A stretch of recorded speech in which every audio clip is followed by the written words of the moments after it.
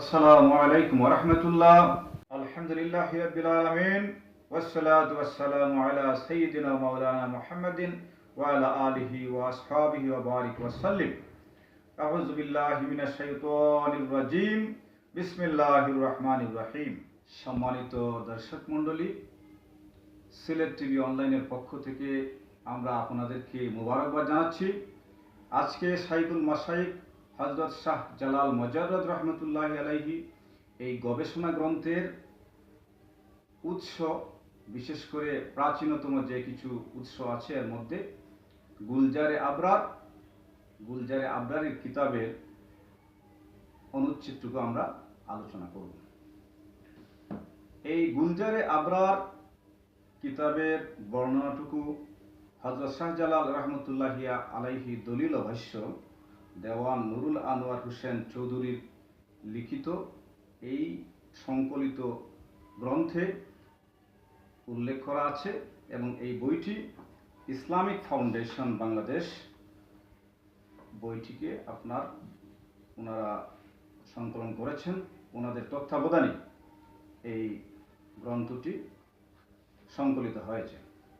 গুলজারে আবরার হযরত শাহজালাল রহমতুল্লাহি আলাইহি এর বর্ণনার মধ্যে প্রাচীনতম বিবরণ এই বক্তব্যটুকু এখানে উল্লেখ করা আছে। তবে 1613 খ্রিস্টাব্দে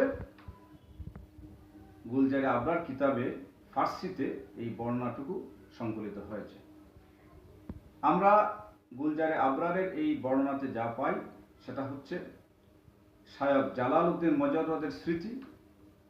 তিনি তুর্কিস্তানি বংশোদ্ভূত বাঙালি অধিবাসী ছিলেন। তিনি সুলতান আহমদ ইয়াসাবি রহমতুল্লাহি আলাইহির তরিকার একজন খলিফা ছিলেন। তিনি তার মুর্শিদের নির্দেশে জিহাদ এবং পরবর্তী বিভিন্ন কার্যক্রম পরিচালনা করেছেন। এর মধ্যে এই বর্ণনাটুকু আলোচনা আছে। তো এখানে চমৎকার কয়েকটা সূত্র আমরা পেয়েছি। সেটা হচ্ছে তিনি তুর্কিস্তানি বংশোদ্ভূত। তুর্কিস্তান মধ্য এশিয়ার বিভিন্ন দেশকে বোঝায়, বিশেষ করে Uzbekistan, Kazakhstan, Turkmenistan, Kyrgyzstan, Afghanistan, এই সকল অঞ্চলগুলোকে তুর্কিস্তান বলা হয়। আবার তুর্কিস্তানি বংশোদ্ভূত কিন্তু বাঙালি বাসিন্দা, তার মানে তিনি সিলেটে আসার পূর্বে পান্ডুয়া এবং দেওতলায় তার বসতি ছিল। এই বিষয়টা আমরা এখান থেকে নিশ্চিত হতে পারি। তাছাড়াও এখানে আরো একটা বিষয় উল্লেখ করা আছে, তিনি খাজা আহমদ ইয়াসাবি রহমতুল্লাহি আলাইহি এর তরিকার একজন খলিফা ছিলেন। আমরা যদি খাজা আহমদ ইয়াসাবি রহমতুল্লাহি আলাইহি এর অবস্থান জানার চেষ্টা করি তাহলে দেখতে পাবো তিনি কাজাকিস্তানের তুর্কিস্তান নামক শহরে এখনো তার সমাধি মাজার শরীফ রয়েছে।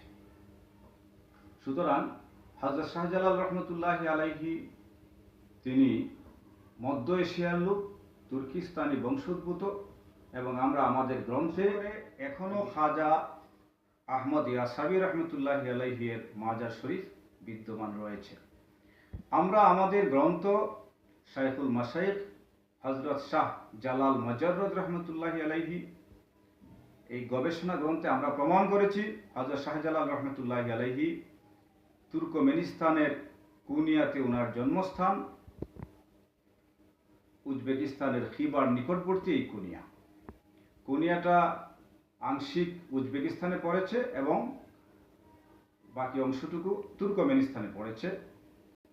তুর্কমেনিস্তানে এখনো তার পিতামহ সুলতান তখিস এবং প্রপিতামহ সুলতান ইল আরসালানের সমাধি রয়েছে।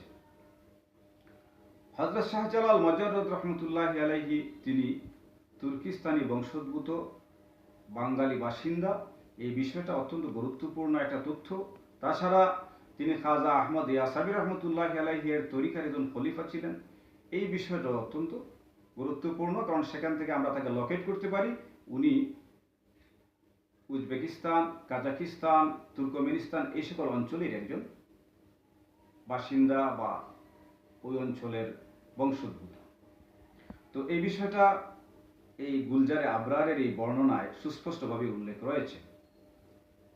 আমরা 911 হিজরির 1505 খ্রিস্টাব্দে যে শিলালিপি, সেখানেও উল্লেখ আছে শায়খ জালাল মজররত কুনিয়ায়, এবং এই বর্ণনাটা হযরত শাহজালাল রহমতুল্লাহি আলাইহির নির্দেশে লিখা।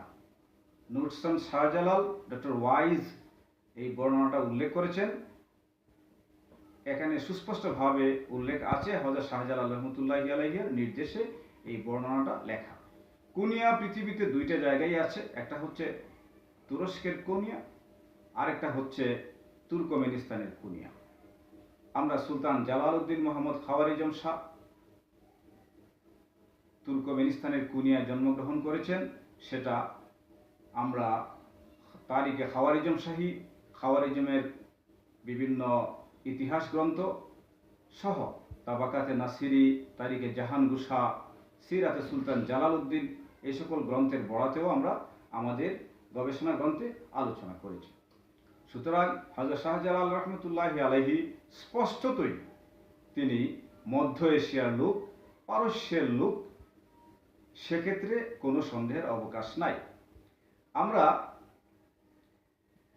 Memoirs of Gaur and Pandua, Khan Sahib M Abid Ali খান, তার বর্ণনাটুকু আমাদের গবেষণা গ্রন্থে উল্লেখ করেছি। সেখানে গেলে আমরা বারবার দেখতে পাব তিনি তার গ্রন্থের 63 পৃষ্ঠা, 64 পৃষ্ঠা, 95, 97, 99 থেকে 106, 168 থেকে 171 এই পৃষ্ঠাগুলোতে সুস্পষ্টভাবে পান্ডুয়া দেওতলা তাবরিজাবাদে হযরত শাহজালাল রহমতুল্লাহি আলাইহির বর্ণনা উল্লেখ করেছেন।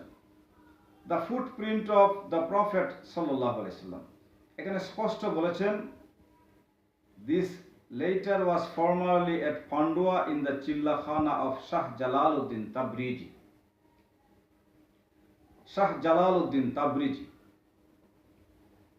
এখানে তিনি মাখদুম শাহজালাল, তাছাড়া বড়ি দরগা, সেই পান্ডুয়াতে বড়ি দরগার আলোচনায় তিনি সুস্পষ্টই বলেছেন, দ্য বড়ি দরগা কনসিস্ট অফ দ্য জামে মসজিদ and other buildings dedicated to the memory of Hazrat Shah Jalal Tabrizi, who was possibly also the patron saint of Sylhet. 1924 সালে 25 অক্টোবরে Khan Sahib M Abid Ali Khan A memoirs of Gaur and Pandua লিখেন। তাছাড়া এই বর্ণনাগুলো সৈয়দ এলাহি বক্স হুসাইনের কুরশিদ জাহান্নুমা কিতাবে এসেছে। সেই কুরশিদ জাহান্নুমা 1754 সালের কিতাব, ব্রিটিশ পিরিয়ডের ঠিক আগে আগে।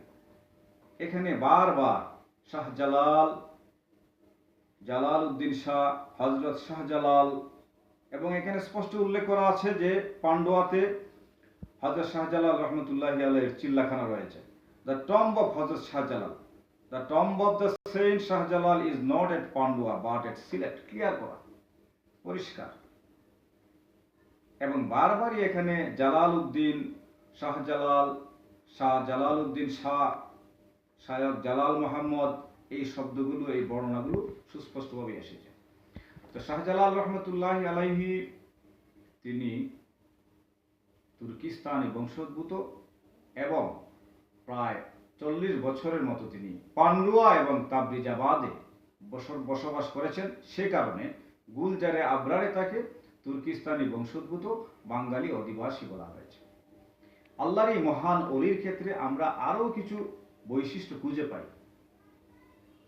আমরা যদি দেখি, পৃথিবীতে বিভিন্ন আউলিয়া কেরাম যারা ইসলাম প্রচার করেছেন, তাসাউফ তরিকার শিক্ষা দিয়েছেন, তাদের কাছে আমরা চিরঋণী।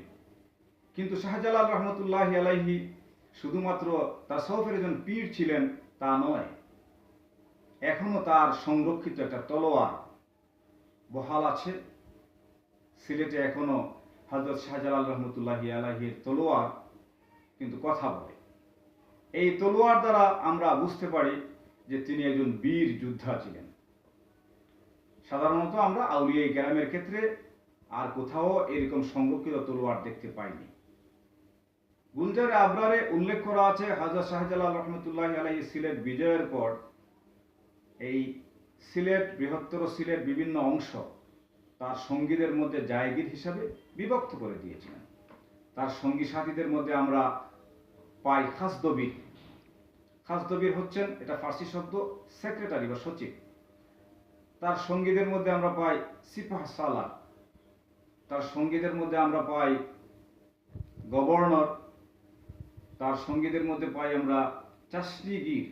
চাষনিগির হচ্ছেন চাষনি পীর, যিনি সুলতানের খাবারের পরীক্ষক। সুলতানি আমলে যিনি খাবার পরীক্ষা করতেন বাদশাহ, তাকে চাষনিগির বলা হতো। সুতরাং তার কাফেলা, তার কার্যক্রম, যুদ্ধ পরিচালনা ইত্যাদি প্রমাণ করে তিনি একজন বাদশাহ ছিলেন। তার পূর্বে এ সকল বিষয়ে ব্যাপক অভিজ্ঞতা ছিল। হযরত শাহজালাল রহমতুল্লাহি আলাইহি আউলিয়া কেরামের মধ্যে অনন্য বৈশিষ্ট্যের অধিকারী। তিনি একজন ওলি আল্লাহ, যিনি নিজে নেতৃত্ব দিয়ে মুসলমানদের জন্য একটা সাম্রাজ্য বিস্তার করে গেছেন, একটা রাজ্য বিজয় করে গেছেন। এই উদাহরণ উপমা আমরা সাধারণত দেখি না। সেক্ষেত্রে এই বিষয়টা বুঝতে হবে যে তার এই রাজ্য বিজয় বিশেষ করে এটা তার পূর্ব অভিজ্ঞতা ছিল, বা এই কাজে তার আলাদা উৎসাহ ছিল।